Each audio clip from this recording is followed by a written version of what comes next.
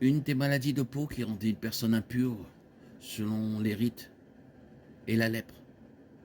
Comme il n'existait aucun remède contre la lèpre, une personne qui l'a contractée était souvent impure à vie. Les lépreux étaient des parias à vie. Ils n'étaient pas autorisés à s'associer avec d'autres personnes en raison de la contagion de leur maladie. Ils ne pouvaient pas vivre avec leur famille, ni adorer au temple, ni travailler.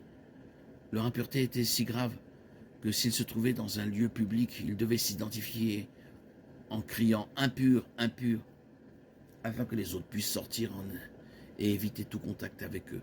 Lévitique 13:45.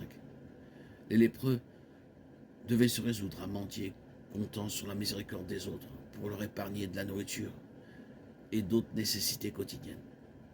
L'impureté de la lèpre est comme le péché en ce qu'elle nous isole de nos communautés, nous sépare de Dieu et conduit finalement à la mort. Et c'est pourquoi l'approche de Jésus envers les lépreux parias de son époque était si surprenante. Il ne s'est pas détourné d'eux.